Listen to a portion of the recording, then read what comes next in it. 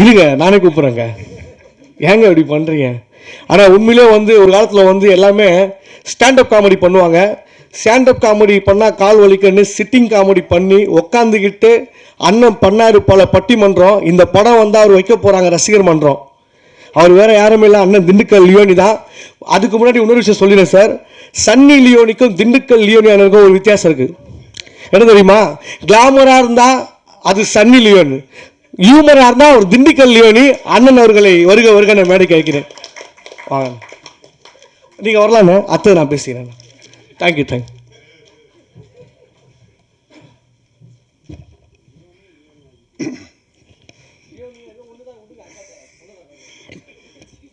Super talkies ரொம்ப அருமையாக தயாரித்து மிக சிறப்பாக வருகிற ஜூலை 8ஆம் தேதி வெளியிடப் போகின்ற பன்னிக்குட்டி என்ற அந்த படத்தில் ரொம்ப இவங்கெல்லாம் நடிச்சிருக்காங்க அப்படிங்கிறத இங்கே வந்து தான் எனக்கே தெரியும்.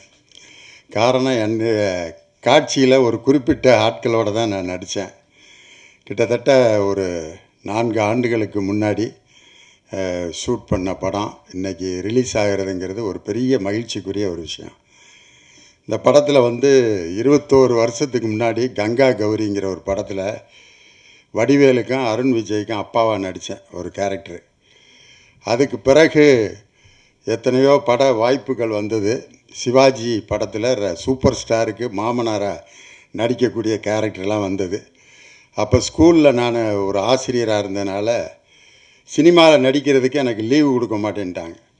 ரிசைன் பண்ணிட்டு போ, இல்லாட்டி வாத்தியார் வேலை பாரு. அந்த நெருக்கடிக்குள்ளானதுனால அந்த படத்தில் நடிக்கக்கூடிய வாய்ப்பு எனக்கு இல்லாமல் போச்சு. அதுக்கு பிறகு இன்றைக்கி வந்து அனுச்சரன் சார் வந்து என்னையை தேர்ந்தெடுத்ததுக்கு முதல்ல அவருக்கு பெரிய நன்றியை நான் தெரிவிச்சுக்கிறேன். எல்லாரும் என்னை பட்டிமன்ற நடுவர், நான் தான் எல்லாருக்கும் பேசுகிறதுக்கு வாய்ப்பு கொடுப்பேன். ஆனால் இன்றைக்கி வந்து எனக்கு வாய்ப்பு கொடுத்துருக்காரு தங்கதுரை. நீங்கள் முதல்ல பேசுங்க, அப்புறம் நாங்கள்லாம் பேசிக்கிறேன் அப்படின்ட்டு எனக்கு பெல் அடித்து வாய்ப்பு கொடுத்துருக்காரு. உண்மையில் அது ஒரு புது அனுபவம் தான் இந்த இடத்துல. அது ரொம்ப அருமையான ஒரு நல்ல நேரம் இது. பத்திரிகையாளர்கள், ஊடகவியல் நண்பர்கள் எல்லாருக்கும் என்னுடைய வணக்கம். இந்த படத்தில் வந்து என்னை அவர் எப்படி தேர்ந்தெடுத்தார் அப்படின்னு சொன்னால், நீங்கள் நடிக்கணும், உங்களுக்காண்டியே இந்த கேரக்டர் டிசைன் பண்ணியிருக்கேன் அப்படின்னு ஒரு சாமியார் கேரக்டர் சொன்னார். சாமியார்களை பற்றி நிறைய நாங்கள் மேடையில் எல்லாம் பேசியிருக்கோம். மேடையில் பட்டிமன்றம் நடத்திட்டு இருக்கப்போ ஒரு பேச்சாளர் திடீர்னு ஒரு கேள்வி கேட்டான். நித்யானந்தாவுக்கும் விவேகானந்தருக்கும் என்ன வித்தியாசம்னு கேட்டேன் டக்குன்னு. நான் நடுவர், ஐயா நித்யானந்தாவுக்கும் விவேகானந்தாவுக்கும் என்ன வித்தியாசம்? நான் என்ன சொன்னாலும் மாட்டிக்கிடுவேன். ஏன்னா விவேகானந்தர் ஒரு மிகப்பெரிய லெஜண்டு ஜீன். அவர் நித்யானந்தா அவர் எப்படின்னு உங்களுக்கெல்லாம் தெரியும். இந்த 2 பேரையும் இணைச்சி 2 பேர்த்துக்கு என்ன வித்தியாசம்னு கேட்குறேன். நான் ஒரு நடுவராக எப்படி பதில் சொல்ல முடியும்? டக்குன்னு இதுதானே எங்களுக்கு பொழப்பே. இந்த மாதிரி ஒரு கேள்வி கேட்டோன்னா அதுக்கு ஒரு பதில், உடனே ஒரு பதில் சொன்னேன். விவேகானந்தர் அவருடைய சீடர்களால் அவர் பிரபல்யமானார், நித்யானந்தா சீடிகளால் பிரபல்யமானார்னு. உடனே எல்லாம் இதே மாதிரி தான் கைத்தட்டு. உடனே நான் சீடருக்கு பெண்பால் சீடி கிடையாது, சீடினா காம்பேக்ட் டிஸ்க்கு அப்படின்ட்டேன் நான். உடனே அதுக்கு ரசிகர்கள்ட்ட ஒரு பெரிய வரவேற்பு. சாமியார்களில் பல வகை இருக்குது. நீங்களும் பத்திரிகையில் பல வகையான சாமியார்களை பார்த்துருப்பீங்க. குவார்ட்டர் சாமியார், குவார்ட்டர் அடிச்சுட்டு மக்களுக்கு நல்லது சொல்லுவார், அப்படி ஒரு சாமியார். இன்னொரு விளக்கமாறு சாமியார்னு ஒருத்தர் இருக்கார். கையில் இந்த பக்கம் தென்னை விளக்கமாறு, இங்கிட்டு ஈச்சை விளக்கமாரை வச்சு அதை நெத்தியில் அடித்து நல்லது சொல்லிகிட்டு இருப்பார். அவருக்கு பேர் விளக்கமாறு சாமியார். இன்னொரு சாமியார் எங்கள் ஊரில் இருக்கார், சாக்கடை சாமியார். சாக்கடையிலே தான் உட்காந்துருப்பார் அவர். அவரை தேடி நிறைய பேர் வந்து நல்லது கேட்டு போவாங்க, சாக்கடை சாமியார். அதே மாதிரி பல வகையான சாமியார்கள் இருக்காங்க. இன்னும் சில பேர் நெத்தியில் உதச்சி குறி சொல்கிற சாமியார். இங்கே வாங்கணுன்னா தலையை காட்டினோன்னே ஓங்கி மூஞ்சியில் ஒரு உதச்சி வாழ்க்கையில் உனக்கு எல்லாம் நல்லது நடக்கணுன்னு. அப்படியா, ரொம்ப சந்தோஷம் சாமி, இந்த உதையை வாங்கிறதுக்கு தான் நான் இவ்வளவு கஷ்டப்பட்டு பஸ் ஏறி வந்தேன்ட்டு. அவ்வளோ கஷ்டப்பட்டு ஒரு சாமியார்கிட்ட வாங்கி நல்ல கருத்து வாங்கிட்டு போனேன் சாமியாருங்க. பல வகையான சாமியார்கள் இருக்காங்க. டான்ஸ் ஆடி குறி சொல்கிறவங்க. இன்னொரு சாமியார் இருக்கார், சிகரெட்டு குடிச்சிக்கிட்டே இருப்பார். எங்கள் ஊரில் வெறும் ஒரு 5 சிகரெட்டு குடித்தோன்னே அப்படியே பார்ப்பார். உன் மகனுக்கு பொண்ணு கிடைக்கும், போயிட்டு வாடா அப்படின்னாரு. சிகரெட்டுக்கும் அவர் மகனுக்கு பொண்ணு கிடைக்கிறதுக்கு என்னடா சம்பந்தம்? ஆனால் அவன் கிடச்சிருன்ற நம்பிக்கையோடு போவாங்க. சிகரெட்டு குடிக்கிற சாமியார், மௌன சாமியார், ஒன்றுமே போடாத சாமியார் இருக்கார். ஒருத்தர் இருந்தார், இறந்துட்டார் எங்கள் ஊர் பக்கத்தில், கசவனம்பட்டி சாமியார். அவரை பார்க்குறதுக்கு பெண்கள் தான் நிறைய பேர் வருவாங்க. அப்படி தான் உட்காந்துருப்பார், எல்லாருக்கும் தெரியும். ஆனால் யாருக்கும் அந்த மாதிரி ஒரு எண்ணங்களே வராது. அவர் முன்னாடி நின்றுவார், கொஞ்ச நேரம் பார்ப்பாங்க. பல வகையான சாமியார்களை நம்ம வாழ்க்கையில் பார்த்துருக்கான். ஆனால் எனக்கு ஒரு சாமியார் கேரக்டரை நம்ம டைரக்டர் கொடுத்துருக்காரு. சாமியார் கேரக்டரை லியோனிக்கு கொடுத்து இதை அவன் எப்படி நடிக்கிறான்னு பார்க்கணும் அப்படின்னு என்னை திட்டம் போட்டு அந்த கேரக்டரை அனந்த்சரண் சார் கொடுத்துருக்காரு. அவருடைய மிகப்பெரிய ரசிகர்களில் நான் ஒருத்தன். காரணம், கிருமி படத்தில் அவர் கொடுத்த ஒரு அற்புதமான மெசேஜ் இருக்குது பார்த்தீங்களா? அது எந்த டைரக்டரும் கொடுக்காத ஒரு மெசேஜ். அது சாரோட மிகப்பெரிய தீவிரமான ரசிகர். 21 வருஷத்துக்கு பிற்பாடு ஒரு டைரக்டர்கிட்ட நான் நடிக்கணும்னு ஆசைப்பட்டு நடித்த டைரக்டர் என்னுடைய அருமை தம்பி அனுச்சரன். அவரை பார்த்தீங்கன்னா ஒரு கிறிஸ்துவ பாதிரியார் மாதிரியே இருப்பார், பங்கு சாமியார் மாதிரி இருப்பார். அன்பார்ந்த இறை மக்களே, இயேசுனுடைய நாமத்தினால் உங்களிடம் நான் சொல்ல விரும்புவது என்னவென்றால் அப்படின்னு மட்டும் அவரை பேச வைங்க, எப்படியும் 10,000 பேர் கூடிடுவாங்க. அந்த ஃபேஸுக்கு அப்படி ஒரு கிளாமர் இருக்கு. அப்படி உள்ள ஒரு ஃபேஸ் சினிமாவில் டைரக்ஷன் பண்ணதை பார்த்து நான் ரொம்ப, அவர் டைரக்ட் பண்ண முறை எனக்கு ரொம்ப ஆசையாக இருந்துச்சு. நான் கங்கா கௌரியில் ஒரு டைரக்டர் மாதேஸ்வரன், அவர் ஏதாவது ஒரு சிக்கலான கோபமான சூழ்நிலை வந்துருச்சுன்னா செட்டை விட்டு ஓடி போயிடுவார். வடிவேல் சார் என்ன வரல, அப்படியா இந்தா வர்றேன்ட்டு போயிடுவார். நாங்கள் பூரா மேக்கப்பை போட்டு இப்படியே உட்காந்துருப்போம். எங்கடா போயிட்டார் டைரக்டர் அப்படின்ட்டு, கோவத்தில் போயிட்டார் சார் அப்படின்னு. எங்கே போயிருக்காருன்னே தெரியாது. கோவம் வந்தால் இடத்த காலி பண்ணுற டைரக்டரு நான் முதல்ல பார்த்தவர். இன்னும் அவரே இன்னும் சில இடத்துல சிக்கலான சூழ்நிலை வந்துச்சுன்னா பேசாமல் நின்றுவார். சார் எல்லாம் ரெடியாக இருக்குது சார், மழை வந்துருச்சு சார். அப்படியா?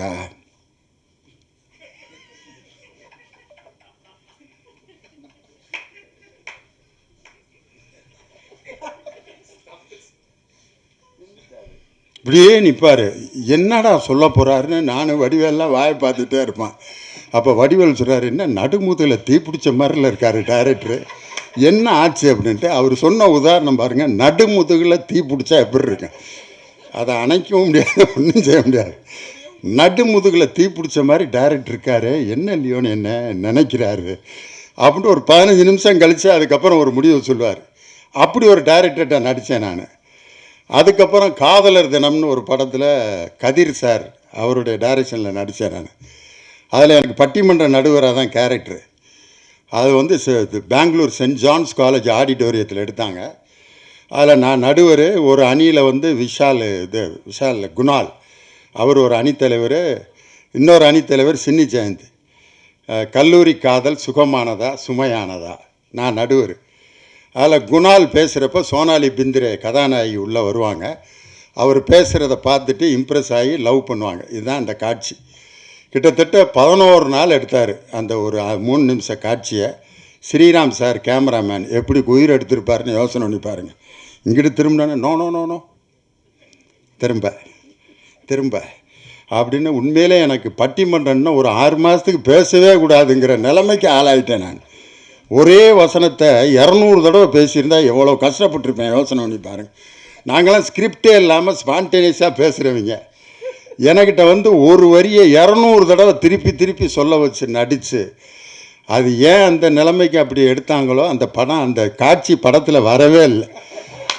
நான் இப்போ கனடாவில் டொரண்டோவில் இருந்தேன். காதலர் தினத்தில் நான் நடிச்சிருக்கேன்ட்டு எல்லாத்திட்டையும் சொல்லி கூட்டு போய் படம் முடியுது, எங்கே சார் காணான்னாங்க. என்கிட்ட கேட்காமையே நான் நடித்த சீனை வெட்டி விட்டாங்க அந்த படத்தில். அப்படி 2வது ஒரு டைரக்டரை பார்த்தேன், கதிர் சார். அவர் கோவப்பட்டு கத்துறதெல்லாம் பார்த்தா என்னடா இந்த சினிமா நமக்கு தேவைதானா அப்படிங்கிற மாதிரி என்னையா அப்படிம்பார். யாரை திட்டுறாருன்னு தெரில. நானும் நிற்பேன், சின்னி ஜெயந்தி நிற்பார். இப்படியே என்ன யாருங்க திட்டுறாரு, நம்மளை தான் சார் அப்படிம்பாரு சின்னசாமி. அப்படிலாம் ஒரு திட்டு கோவப்பட்டு டென்ஷன் ஆகிற டைரக்டர்களை பார்த்துருக்கேன். ஆனால் எந்த விதமான பதட்டமும் இல்லாமல் அமைதியாக கூலாக டைரக்ட் பண்ண முடியும்னு நான் பார்த்த டைரக்டர்களில் என் தம்பி அனுசரன் வந்து அதில் ஜெம்.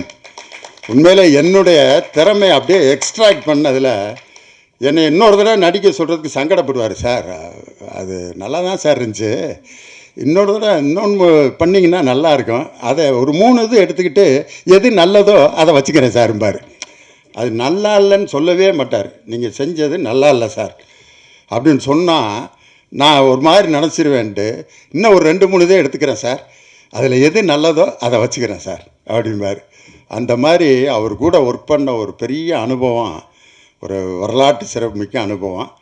அதில் கூட வந்து என் கூட நடித்த தங்கதுரை, ராமர், கருணாகரன்கிட்ட எனக்கு ரொம்ப பிடிச்சது அவருடைய வாய்ஸ் தான். டே என்ன அப்படிம்பாரு. ஒரு கதாநாயகனுக்கு அந்த வாய்ஸ் ரொம்ப ரொம்ப முக்கியம். ஒரு பெரிய அரசியல் தலைவர், அரசியல்வாதி எங்கள் ஊரில் இருந்தார். நான் சின்ன பையனாக இருக்கப்போ கண்ணங்கரே ஆள் முரட்டாள், இவ்வளோ பெரிய மீசை, ஊராட்சி ஒன்றிய பெருந்தலைவர். அவரை ஊராட்சி ஒன்றிய பெருந்தலைவர் இப்பொழுது மேடைக்கு வந்து கொண்டிருக்கிறார், அண்ணன் அவர்கள் சிறப்புரை ஆற்றுவார் அப்படின்னா பெரிய கூட்டம் காத்துக்கிட்டு இருக்காங்க. அவர் வந்தோன்னா அவருக்கு சால்வைகள் எல்லாம் போட்டுட்டு அப்படி மேடைட்டு அப்படி வந்தார். மீசை அப்படி லேசாக அப்படி ஏற்றிட்டு அன்பார்ந்த பெரியவர்களே அப்படின்னாரு பாருங்க. சிரிச்சு நான்லாம் வகரெலாம் புண்ண, என்னடா இந்த உருவத்துக்கும் இந்த குரலும். அந்த ஆள் ஒரு மாதம்தான் இருந்தார் ஒன்றிய பெருந்தலைவராக. அந்த குரல்னாலே அழிஞ்சார் அவர். அவர் மிரட்டினாலே எல்லாம் சிரிப்பாங்க. போலீஸ் ஸ்டேஷனில் போய் என்ன இன்ஸ்பெக்டர், இல்லை சார் அப்புறம் பார்த்துக்கலாம், இப்போ என்ன பெரிய இது அப்படிம்பாங்க. அவ்வளோ பெரிய உருவத்தில் இருக்கு வாய்ஸா. அந்த வாய்ஸ் வந்து ரொம்ப முக்கியம். அது கருணாகரன்ட்டு அந்த போல்டு வாய்ஸ் வந்து நான் அதுக்கு பெரிய ரசிகர். காரணம்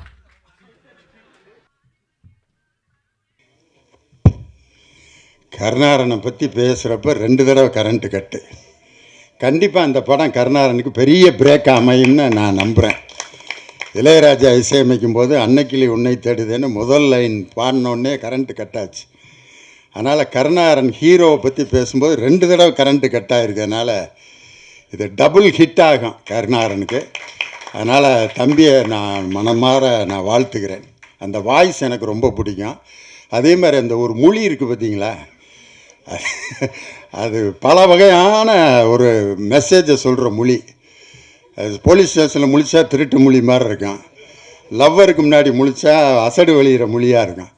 அதை வந்து ரொம்ப அழகாக நம்ம அனுசரன் சார் எக்ஸ்ட்ராக்ட் பண்ணி கருணாகரன்ட்ட இருக்கக்கூடிய அந்த நல்ல இன்னொரு பரிணாமத்தை கொண்டு வந்திருக்காரு. அந்த ஹீரோ கூட நடித்தது எனக்கு ஒரு பெரிய 21 வருடம் கழித்து ஒரு புது ஹீரோ, ஒரு நல்ல நான் ரசிக்கிற ஒரு ஹீரோ கூட நடித்தது எனக்கு ரொம்ப சந்தோஷம். ராமர் கூட நடித்ததற்க ஒரு சீனில் நான் அது சொல்கிறப்பே எனக்கு இப்போ சிரிப்பு வருது. கத்தி அப்படி ஓங்கிறப்ப ஒரு ரியாக்ஷன் காமிச்சார், ஐயோ. நாங்கள் திரும்ப அதிலிருந்து வெளியே வர்றதுக்கு ஒரு மணி நேரம் ஆச்சு. நினச்சி நான் சிரிச்சுக்கிட்டே இருந்தேன். நான் பேசி லட்சக்கணக்கான பேர் சிரித்து அனுபவம் எனக்கு இருக்குது. ஆனால் என்னைய ஒரு மணி நேரம் சிரிக்க வைத்த ஒரு அற்புதமான கலைஞர் என் தம்பி ராமர் தான். அவர் கூட நடித்தது எனக்கு ஒரு பெரிய மகிழ்ச்சியான அந்த காட்சியை நீங்கள் திரையில் பார்த்தீங்கன்னா ரொம்ப ரசிப்பீங்க. சிரிக்காமல் ரொம்ப சைலண்ட்டாக இருந்த அனுசரன் சார் கூட அப்படி சிரிச்சிட்டாரு. கேமராக்காரரு கொஞ்ச நேரம் இப்படின்ட்டு அந்த கேமராவில் திரும்ப இன்னொரு தடவை எடுத்தாங்க. அந்த மாதிரி ஒரு ரசித்து அந்த காட்சியை நாங்கள் ஷூட் பண்ணோம். ரொம்ப சந்தோஷமாக இருந்துச்சு. ஒரு பெரிய குகைக்குள்ளே ஒரு சாமியாரை உட்கார வச்சு ரொம்ப நல்ல காட்சி அது. அதனால் அவங்களோட நடித்தது எனக்கு ஒரு பெரிய பெருமை. பன்னிக்குட்டி இந்த படத்து பேரை கேட்டாலே என்ன இப்படி பேர் வச்சுருக்காங்க. இது ஒரு அந்த விலங்கே வந்து ஒரு நல்ல சகுனத்தை கொடுக்கக்கூடிய விலங்கு இல்லையே, இப்படி ஒரு பேரை வச்சுருக்காங்களேன்ட்டு. ஆனால் இந்த பேருக்குள்ளே எவ்வளோ ஒரு அழகு இருக்குது தெரியுமா? இந்த மேலே இருக்கிற வார்த்தை பன்னின்னு ஒரு வார்த்தை இருக்குது பார்த்தீங்களா, அது நம்மளை பல இடத்துல காப்பாற்றுற வார்த்தை. ஆங்கிலம் தெரியாதவர்கள்லாம் அந்த பன்னிங்கிற வார்த்தையை வச்சு தான் இங்கிலீஷை ஓட்டிக்கிட்டு இருக்காங்க. நான் போய் இதே மாதிரி தான் ட்ரை பண்ணி அவங்கள்ட்ட வந்து ஒர்க் பண்ணி பல விதமாக இம்ப்ரெஸ் பண்ணி அப்புறம் நான் வந்து அவங்கள்ட்ட வந்து டைரக்ட் பண்ணி அப்புறம் டயலாக்கை ரைட் பண்ணி ஆக்ட் பண்ணி அப்படின்ட்டு இத்தனை பண்ணி ஏன்டா ஒரு வாக்கியத்தில் 15 பண்ணியை போட்டு பேசுகிறியான்ட்டு அந்த ஆங்கிலம் தெரியாதவர்களுக்கு ரொம்ப அற்புதமாக பயன்படுற ஒரு வார்த்தை தான் பண்ணிங்கிற வார்த்தை. குட்டிங்கிறது ரொம்ப அழகான ஒரு வார்த்தை. வீட்டில் யாரையாவது நம்ம ரொம்ப நேசித்தோம்னா அவங்கள குட்டின்னு கூப்பிடுவோம். கழுதை கூட பாருங்கள் குட்டியில் ரொம்ப அழகாக இருக்கும் அப்படின்னு சொல்லுவாங்க. அதனால் அந்த 2 அழகான சொற்கள் சேர்ந்த ஒரு ஒரு படத்தலைப்பாக தான் இதை நான் பார்க்குறேன். இது ஒரு விலங்கினுடைய பெயரை குறிப்பிட்ட தலைப்பு இல்லை. பன்னி என்ற ஒரு அழகான அந்த வார்த்தையும் குட்டி என்ற இனிமையான வார்த்தையும் சேர்ந்த ஒரு கலவை தான் இந்த பன்னிக்குட்டி. அதனால் இந்த படம் அது ரிலீஸ் ஆகிற டேட் பார்த்திங்களா 8ஆம் தேதி. 8னாலே சில பேர் நாளைக்கு வச்சுக்கிறலாம் அப்படிம்பாங்க. ஆனால் தைரியமாக இந்த படத்தை வந்து ப்ரொடியூசர் வந்து 8ஆம் தேதி ரிலீஸ் பண்ணியிருக்கிறது உண்மையிலே அவருடைய துணிச்சலை தான் உண்மையிலே காட்டுது. அதனால் உண்மையிலே இந்த படம் வந்து மிகப்பெரிய ஒரு பெரிய வெற்றி படமாக அமையுங்கிறது என்னுடைய மிகப்பெரிய நம்பிக்கை. இந்த படத்தில் வந்து ஒரு நல்ல மெசேஜ் என்னென்னா நம்பிக்கை கொடுக்குறது. ரொம்ப நேரம் பேசிகிட்டு இருக்கேண்ணா சார், ஓகே. நம்பிக்கை கொடுக்கறது ரொம்ப முக்கியம். காரணம் சில பேர்லாம் சவிக்கம் இல்லாதவனை பார்க்க வருவாங்க. 2 கிலோ ஆரஞ்சு பழமும் 2 சாத்துக்குடியை வாங்கிட்டு வந்து, மாமா மாமா நெஞ்சு வலியா, இந்த சாத்துக்குடி வச்சுருக்கேன் ஹார்லிக்ஸ் பாட்டில் அப்படின்னு வச்சுட்டு, நெஞ்சு வலியா எந்த பக்கம்? இடது பக்கம். வலிக்கப்படாது ஐயா, இடது பக்கமா? ஐயோ 1 மணிக்கு சுருக்குன்னு குத்துதா அப்படின்னா, ஆமாம் அப்படின்றான். காலையில் கிருகிருன்னு வருதா? ஆமாம். இதே மாதிரி தான் எங்கள் பெரியப்பாக்கு இருந்துச்சு. இப்போத்தையும் 4 நாளைக்கு முன்னாடி தான் இறந்தார். உனக்கு ஒன்றும் ஆகாதுன்னு எழுப்புறான், செத்துட்டான் அவன். 4 வார்த்தை போதும் ஒரு மனுஷனை காலி பண்ணுறது. எதுக்கு ஆரஞ்சு பழம் சாத்துக்குடி வாங்கிட்டு வந்த? அவனை கொல்றதுக்கா? ஆனால் சில பேர் எதுவுமே வாங்கிட்டு வர மாட்டான். அந்த நோயாளியை பார்த்து, மாமா என்ன மாமா நீலாம் நெஞ்சு வலின்னு வந்து படுக்கலாமா? என்னையெல்லாம் 6 தடவை அறுத்துருக்காங்கிட்டு சட்டையை கழிச்சு அந்த நெஞ்சு ஆப்ரேஷன் பண்ண தையலை காட்டுவாங்க. வேறு எத்தனை தடவை அறுத்துருக்காங்க பார்த்தியா? நான் நல்லா இல்லை, ஒன்றும் செய்யாது மாமா, எந்திரினா 3 நாளில் எந்திரிச்சு வந்துடுவான். ஒரு சொல் கொல்லும், ஒரு சொல் வெல்லும். அந்த வெல்லும் சொல்லை சொல்வதுதான் ஒரு மனிதன் வாழ்க்கையினுடைய திருப்புமுனை என்பதை டைரக்டர் இதில் வந்து ரொம்ப அழகாக சொல்லியிருக்கார். அதனால் நம்ம பயன்படுத்தக்கூடிய அந்த சொல்லுக்கு அவ்வளோ பெரிய வலிமை இருக்குது. பஸ்ஸில் டிரைவர் காலைல 5 மணிக்கு வண்டியை எடுப்பார், நல்லா விபூதிலாம் அடித்து சாமி கும்பிட்டு ஆரம்பிப்பார். சைடு சீட்டில் வந்து உட்காந்து அப்புறம் போயிடும்ல அப்படிமா, போகிறது தாண்டா ஓட்டுறேன், ஏன்டா இப்படி வந்து சேர்றீங்க? 3 நாளைக்கு முன்னாடி தான் இதே மாதிரி ஒரு டிரைவர் எடுத்து மரத்தில் மோதினார்னோன்னு அவனுக்கு ஆக்சிலேட்டர் எது கிளச்சு எது பிரேக் எதுன்னு மறந்து போய் மோதிடுவான். அந்த வார்த்தையே அவனை அந்த இடத்துக்கு கொண்டு போயிடும். அதனால் ஒரு நம்பிக்கை கொடுக்கக்கூடிய ஒரு மெசேஜை அந்த படத்தில் ரொம்ப அருமையாக டைரக்டர் கொடுத்துருக்காரு. ஹீரோயின் நான் இன்றைக்கி தான் பார்க்குறேன், அவங்க சகோதரியை ரொம்ப அருமையாக நடிச்சிருக்காங்க. தப்பாக நினைக்கிறேன்னா அவங்க பார்க்குறதுக்கு சிம்ரன் மாதிரி இருக்காங்க. சிம்ரன் எப்படி தமிழ் சினிமாவில் ஒரு மிகப்பெரிய ரவுண்டு வந்தாங்களோ அதே மாதிரி நம்ம சகோதரி வந்து சிம்ரன் மாதிரி இருக்கிறதுனால அவங்க சிம்ரன் ரேஞ்சுக்கு அதை விட இன்னும் பெரிய தமிழ் சினிமாவில் அவங்க சாதிக்கணும்னு நான் அன்போடு அவங்கள வாழ்த்துறேன். இந்த படத்தில் கருணாரனுக்கு தங்கச்சியாக நடிச்சிருக்கிற அந்த தங்கச்சி, அப்புறம் என்ன படத்தினுடைய தயாரிப்பாளர்கள், நம்ம மியூசிக் டைரக்டரு, அவர் ஆண்டவன் கட்டளை படத்துக்கு நீங்கள் தான் சார் மியூசிக்கு. அந்த படத்தில் இருக்க எல்லா பாட்டையும் நான் ரசித்து, யார் இந்த பாட்டை போட்டிருப்பா, அவர்கிட்ட நம்பர் வாங்கி நம்ம பேசணுமேனு அன்னைக்கு நான் நினச்சது இன்றைக்கி தான் நிறைவேறியிருக்கு. மியூசிக் டைரக்டர் கே அவர் வந்து அந்த பன்னிக்குட்டிங்கிற பாட்டை ரொம்ப அழகாக டியூன் பண்ணியிருக்காரு. அது காதலிக்க நேரம்ல இல்லை பிபி ஸ்ரீனிவாஸ் பாடின அந்த ஒரு வெஸ்டர்ன் டைப்பு. மாடி மேலே மாடி வைத்து கோடி கோடி சேர்த்து வைத்த சீமானே, ஹலோ ஹலோ கமான் கமான் கோமானே, விஸ்வநாதன் வேலை வேண்டும், விஸ்வநாதன் வேலை வேண்டும், மாடி மேலே மாடி வைத்து கோடி கோடி சேர்த்து வைத்த சீமானே. அந்த பாட்டு டைப்பில் பன்னி குட்டி தான் அப்படின்ட்டு ரொம்ப அழகாக போட்டிருக்காரு. அந்த வெஸ்டர்ன் பாட்டு கண்டிப்பாக சின்ன குழந்தைகளுக்கு ஒரு நர்சரி ரைம் மாதிரி எல்லோரும் ரசித்து கேட்பாங்க சார். அதனால் மியூசிக் டைரக்டரு, கேமராமேன், இன்னும் இந்த படத்துக்காக ஒர்க் பண்ண எல்லாருக்கும் என்னுடைய வாழ்த்துக்களை சொல்லி, பெரிய வெற்றி படமாக இது அமையணும். 21 ஆண்டுகளுக்கு பிறகு இந்த படத்தில் நான் நடிக்கும்போது சாதாரண ஸ்கூல் டீச்சராகவும் ஒரு திராவிட முன்னேற்ற கழகத்தினுடைய பேச்சாளராகவும் கொள்கை பரப்பு செயலாளராகவும் இருந்தேன். படம் ரிலீஸ் ஆகும்போது ஒரு அரசாங்க பொறுப்பில் இருக்கேன். தமிழ்நாடு பாடநூல் கழகத்தினுடைய தலைவராக இருக்கேன். படம் ரிலீஸ் ஆகும்போது அதேமாதிரி லெட்டர்ஸ் போடுறப்ப அதை சேர்த்து போட்டுருங்க சார். திண்டுக்கல் லியோனி தலைவர் தமிழ்நாடு பாடநூல் கழகம்னு போட்டிங்கன்னா சினிமாவுக்கு ஒரு ஆஹா, பாடநூல் கழக தலைவர்லாம் சினிமாவை மதித்து நடிச்சிருக்காருன்ட்டு இந்த சினிமாங்கிற தொழில் மேலே இன்னும் மக்களுக்கு ஒரு பெரிய நம்பிக்கையும் மரியாதையும் வரும் அப்படிங்கிறதுக்காக இந்த நேரத்தில் நான் சொல்லி, இந்த படத்தில் எனக்கு நடிக்க வாய்ப்பு கொடுத்த என்னுடைய தம்பி அனுச்சரனுக்கு எல்லா வரக்கூடிய படங்கள் அனைத்தும் வெற்றி படங்களாக அமைந்து ஒரு இயக்குனர் இமயம் பாரதி ராஜா போல், இயக்குனர் சிகரம் பாலச்சந்தர் போல ஒரு முத்திரை பதிக்கும் இயக்குனராக அனுச்சரன் வளரணும்னு வாழ்த்தி, தயாரிப்பாளர்கள் உள்ளிட்ட அனைத்து தொழில்நுட்ப கலைஞர்களுக்கும் ஊடகவியல் நண்பர்களுக்கும் பத்திரிகையாளர்களுக்கும் என்னுடைய மனமார்ந்த வாழ்த்துக்களை சொல்லி, என்னுடைய அருமை மகன் லியோ சிவகுமார் வந்திருக்காரு.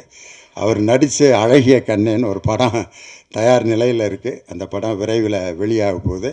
அவர் கூட என்னுடைய அருமை தம்பி ஆண்ட்ரூஸ் நடிச்சிருக்காரு. அந்த படம் விரைவில் வெளிவரப்போகுது. அதனால் அவருடைய படத்தின் வெற்றிக்காகவும் ஊடகவியல் நண்பர்கள், பத்திரிகையாளர்கள் ஒத்துழைப்பு தரும்படி அன்போடு இந்த கேப்பில் சிந்து பாடி உங்களிடமிருந்து விடைபெறுகிறேன். நன்றி, வணக்கம்.